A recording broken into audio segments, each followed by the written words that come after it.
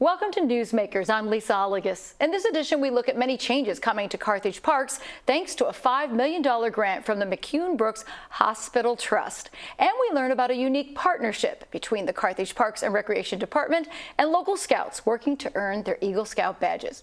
Now, joining us to get the conversation rolling is Abby Almendinger, the Carthage Parks and Recreation Parks Director since December 2022. Welcome, Abby. Thank you so much for having me. You're relatively new to the scene, but boy, lots of changes happening under your leadership now. Well, thank you so much. We are very excited about all of the improvements that we've been making in the parks overall, and focusing on some special ones as well. Yeah. So what prompted these changes? Was there a call from the community to say, hey, let's beef up our parks? Or Yes. did you kind of do any kind of surveys? So we did have in 2021 a parks master plan that was a long time. It took about an 18-month project to work just on that. And we really met with the community in a couple of different town hall meetings. Now, this was prior to me, of course, but really had a statistically valid survey that got produced, and then a document, quite a document, a booklet that came out that talked about all of the recommendations for the parks overall.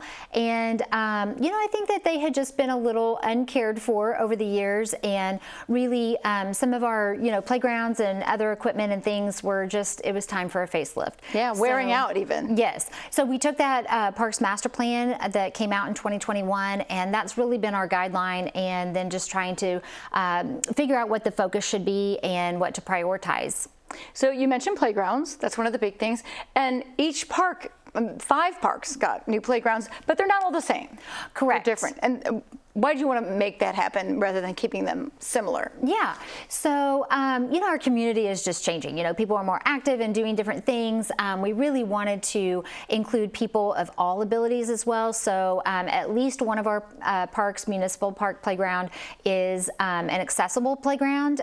We also have communication boards in all of the playgrounds as well. So explain those to us. Yeah. So what that is for nonverbal kids to be able to point to a picture, and then more verbal kids can know exactly what those kids are doing. And it just includes, it's just inclusivity. We want everybody to be able to just meet together and enjoy each other and play at the playground.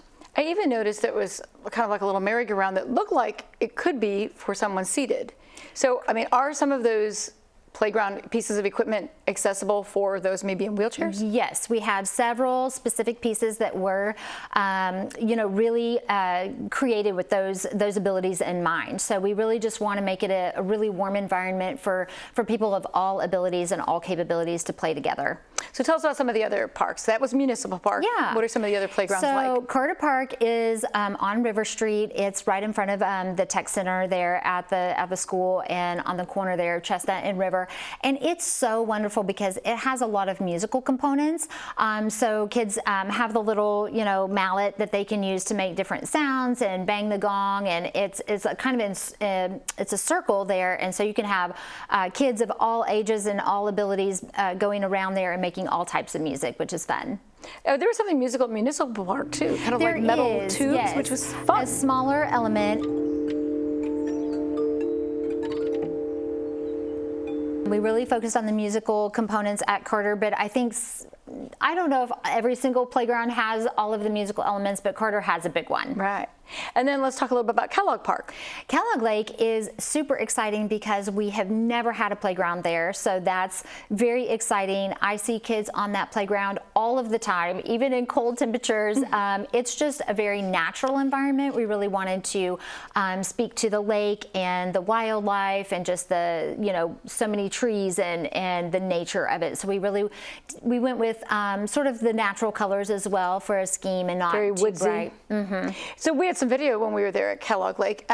Part of it is still looking like it's in progress. And so there's some rocks. And is that going to be turned into something where they can jump from rock to rock? Yeah, that's the idea. So we wanted, it's a little bit in a floodplain, so people were a little bit concerned about how that was going to, go if we had some flooding. But of course, we had everybody sign off on it. But the big boulders that we had there were donated, and just to help create kind of a berm.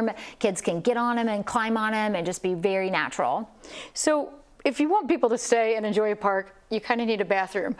All these parks now are getting bathrooms. How important was that for you? That was a big deal.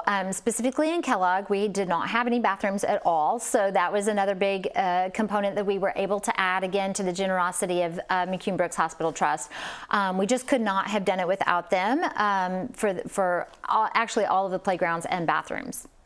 And then we talked about Kellogg. So there's two other parks that we didn't really mention. What are their themes? So Fair Acres is kind of our sports complex. So we have softball fields, we have baseball fields there, we have a walking trail, soccer fields, and football, fields as well for like flag football and that type of thing. And then those bathrooms are also getting upgraded. I'm trying to make some improvements to the ball fields there. Basically, it's just time for a facelift. Those got put in the 90s, and if you don't have a maintenance plan, things just kind of wear out. So it's time. Did Fair Acres also get a playground then? Not a playground there. We already had an existing one there at the softball ground, so we did not put one in there. And then where are the other ones going? The other one is at Griggs Park. So that's another family park, neighborhood park, if you will, and just was pretty sad and worn out. And some of when we had the, the companies come in and kind of evaluate them, the slide and some of the other things that we've had there were there when I was a child, and that's been a little while. I won't tell you quite how long, but so it was very much time. They were worn out, they were broken. We needed to make some improvements.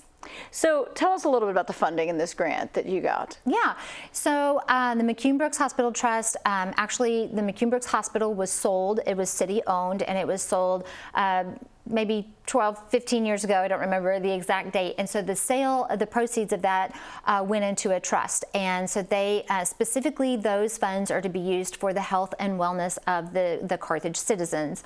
So this just plays right into that. I mean, it goes hand in hand. And so we, went in and talked to them about it, and they thought it was just a great fit. So this particular phase is a $5 million grant. So about $2.5 million are spent on the playgrounds, and then $1.5 million for the bathrooms, and then we have another $1 million that is kind of held back just for deferred maintenance and some improvements and other things that just need to be fixed up. Are there other plans for the future of the parks that you would like to implement? We do have. So pretty much the 2021 Parks Master Plan has been a great guideline and great recommendation. Some of those recommendations are a little pie in the sky, but our next primary focus will be the pool. We have an original 1937 or 1939 WPA pool. Wow. Now, it was updated in the 80s, but that's been some time as well. So we have substantial leakage, thousands of gallons of water, leak through our pool regularly. So we need to come up with a solution for that. So right now, actually, we're doing a survey that is out for the community at this time to kind of see what the community wants to have a plan moving forward. Sure. A lot of, cities are adding splash pads and kind of fun slides. Yes. And, water parks even. Yes. I'm not sure we'll go quite that big, but we do need something a little bit better than what our current amenities are at that pool. So we're excited to kind of evaluate that and just figure out what would be the best fit for that area, and, perhaps even expand just a little bit outside the footprint that exists today. Yeah. So you've also had some help improving the parks with some help from some scouts. So let's talk about that. How did that relationship begin? I think that has been a long-standing history, the partnerships with the Scouts, and at least the previous two directors that I know about from the Parks Department have worked with the Scouts for a long time. And so I'm fairly new to this role. I've been here for just over a year, and so I've had the pleasure to work with already a couple of Scouts. Yeah. And so that's been very exciting.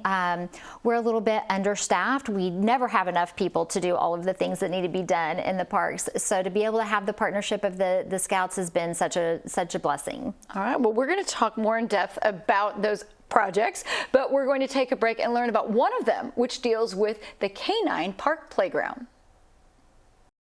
Even on a misty day, it's fun to climb, and Carthage has 5 new and different playgrounds for kids at its parks.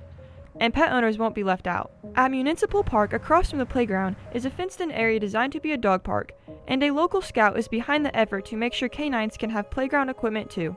Well, the point is to give dogs something fun to do while, maybe also allowing them to get some exercise.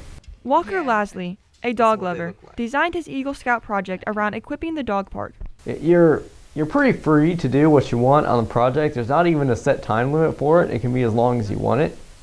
It just has to be something that can benefit an organization other than Boy Scouts. I think it was really neat.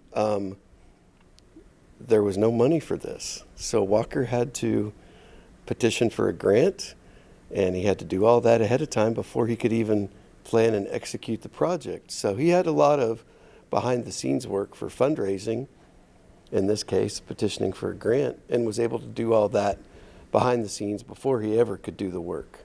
So he got to actually help order the pieces for the dog park with the helps from the Parks Department and everything.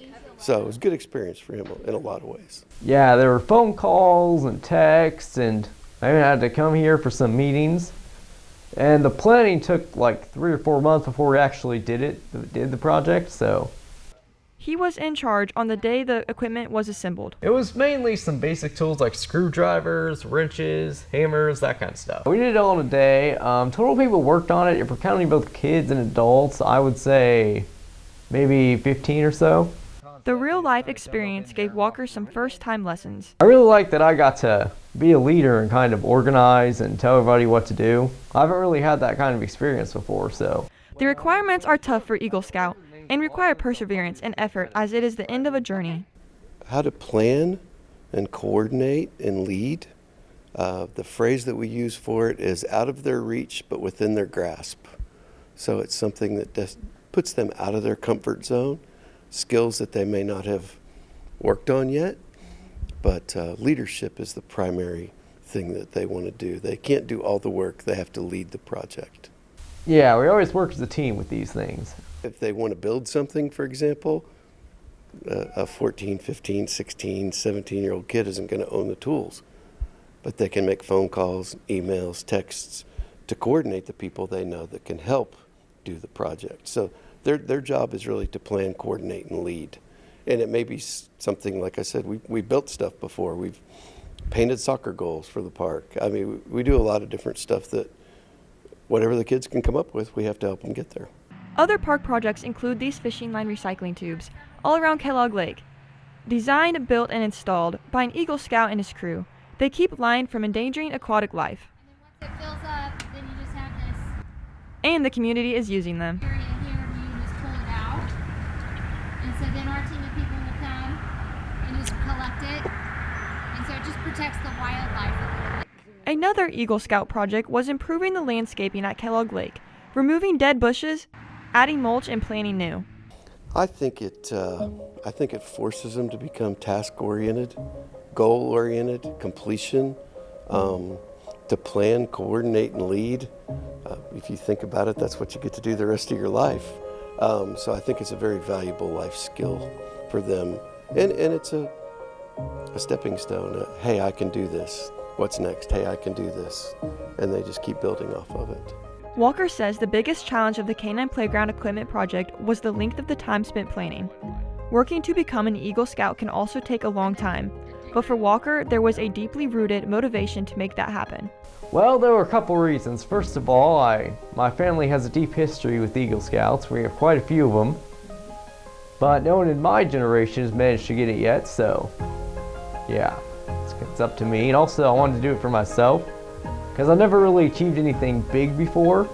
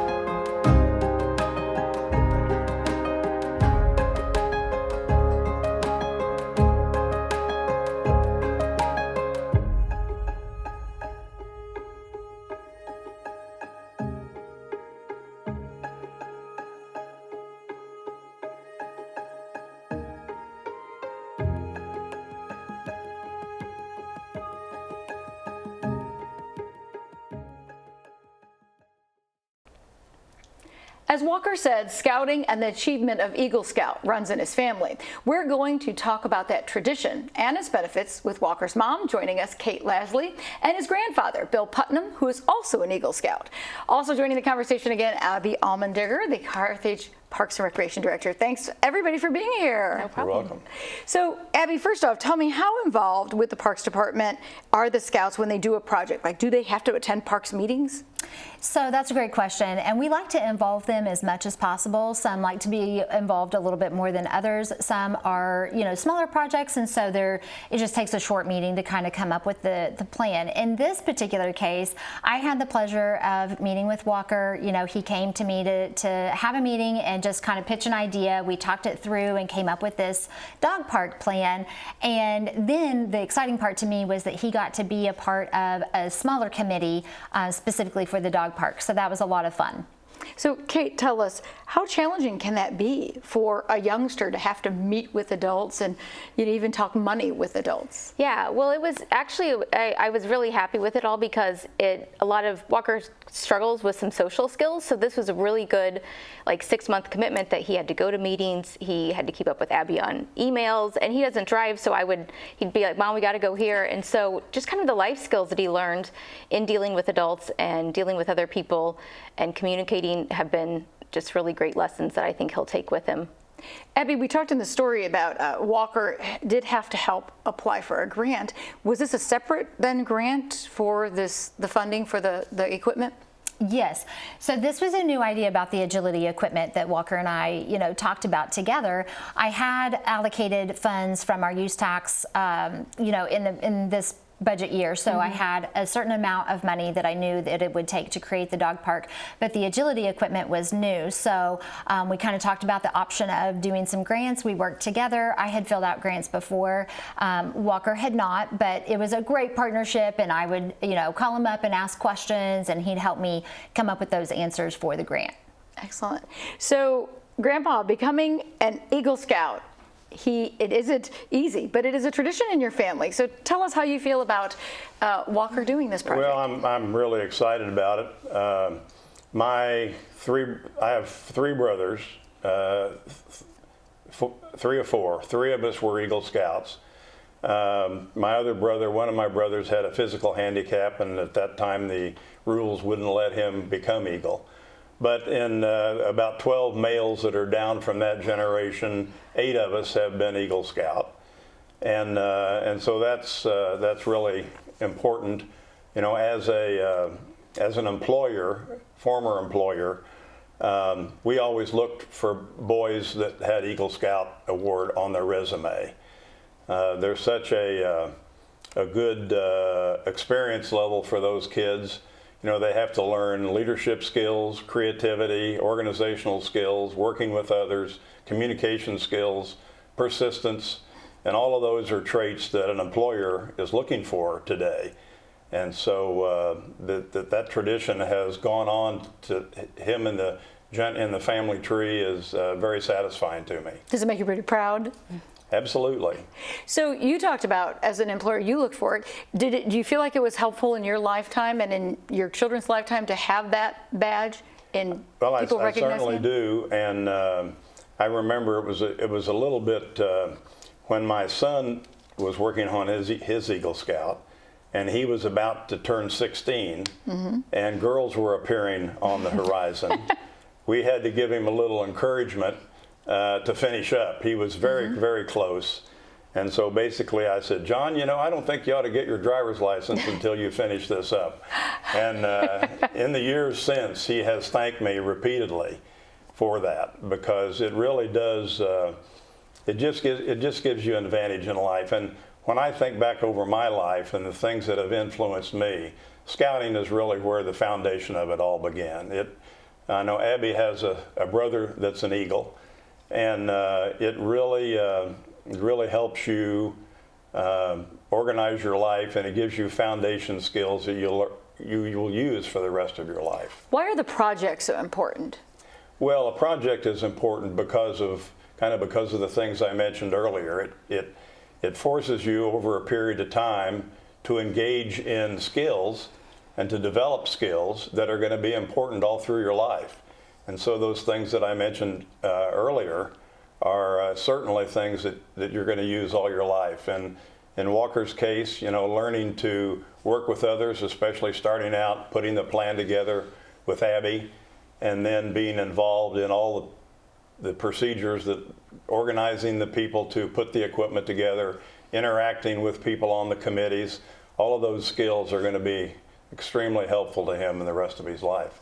Kate, did you feel like it changed him any? I mean, as a person when you're in, he did mention it seemed like it took a long time, and that's a real life lesson there. You know, that things don't happen overnight. Well, just the confidence that he's gained. I mean, I just have seen him mature and grow so much over the last year, really, and just the relationships he developed at Scouts with the adult. There's a lot of really great adults that volunteer their time to really mentor these boys, and at teens, they don't really want to talk to their parents as much. So it's been a great relationship, but I just have seen him mature and confidence levels really skyrocket since he's done this. And he's really proud of himself. So that's I have a cute anecdote about this. I don't know if I've told you this or not, but I was just so impressed with Walker, his perseverance, and he was very on top of it. He would text me every so often, every couple of days. Have you heard anything about the agility equipment? When is it coming in? I'm trying to plan for, when we're going to schedule the team to, or the Scouts, to put everything together. And it would just always make me chuckle because, man, he was on top of it. And I had a lot going on. And I'm like, oh, there's Walker. And I haven't got back to him in a few days. I needed to respond and that type of thing. So I could always rely on him to just check in with me. And I didn't have to be, sort of pursuing him and kind of like pulling him along. He was very, very on top of it. But that's great because then it helps you kind of do more for the park system. So there have been other Scouts who've done some projects. Talk to me a little bit about those as well. Yeah. One of my favorite ones is the one with the fishing line. So Brock came together with a plan and nobody really understood exactly what he was talking about until he drew it out for everybody and then I think had a prototype of what it was going to be. So it's just a simple, PVC pipe. You have, a little flap at the top and then a little screw at the bottom, and anglers and fishermen can put their used fishing line in there, and then it doesn't get into the lake and it doesn't harm any of the wildlife that way, and so that's just, then it can be recycled and taken out. Do you feel like having ideas from Scouts helps think outside the box of what you might not think is, because the public didn't necessarily ask for it? 100%. So that project had been completed before I arrived, and so when I was taking a tour of the parks, I didn't even know what it was, and so I was like, explain this to me, and then my parks maintenance team was like, this thing is so cool, people use it all of the time, and we regularly monitor it. I think sometimes people are worried about, if it's just a one-time project, is it going to be continued on, if you will. So this has been a really great project for the community, especially those that appreciate the wildlife there at Kellogg Lake. So Bill, talk to us about Eagle Scouts and how it's important that they serve the community. Is that kind of part of the mission? Oh, absolutely. There are three required merit badges for citizenship in the community, citizenship in the world, and citizenship in the nation. And those all help the young person to just learn that participation in their community is a very important part of their civic responsibility as they grow older. And that foundation, I know for me it was important, and I know for Walker and for all Eagle Scouts it will be, to help them take their part and serve in their community when they grow. It can be so easy to become isolated in today's world. Especially, social media connects everybody, but it also seems to isolate students. Do you feel like he's made friendships by doing this, Kate? Oh yeah, his core group of friends are probably from Scouts because he's been in the same group with them since he was in 4th grade when we moved here. We've moved several times, but that's always a great place to kind of build friendships, and they do a lot of camping and outside activities, so it's a lot of fun. He did an interview with us, but he also had to do an interview with the board to present his Eagle Scout. Can that be intimidating as well, Bill? What's that experience like when you have to sort of, okay, here's my project and tell what you did? Can it be intimidating? Yeah. Yeah, absolutely. You got to be prepared. That's the motto of Boy Scouts, is being prepared, and all the work that he's done, especially this last year, working up to the Eagle Scout, he has to be quizzed about all of that, and he has to demonstrate his competence. in the skills that he's learned over the years as a scout. And so it puts a little pressure on you to be prepared for that interview and to present your knowledge in such a way that the leaders will have confidence that you know your stuff and that you deserve to be an Eagle Scout. Well, it's a great project. Abby, how much of a difference do these Scout projects make for the park? I mean, does it help you stretch your budget? It totally does. So this was, money that we had not, did not have, to be able to have this equipment. And when we did announce it to, on social media, I mean, the community overwhelming was like, oh my goodness, this is going to be, such, obviously we were already doing the dog park, but the agility equipment specifically was very exciting to the community. And we've been talking about having a dog park since at least 2009. So this was a high priority for the community, and we're excited to be able to put it together. Big, well-rounded project. Well, thank you all for being here and telling us all about it. Yeah, thank you. Happy to help out. That wraps up this edition of Newsmakers. I'm Lisa Oligas. Thanks to our guest, and thank you for watching.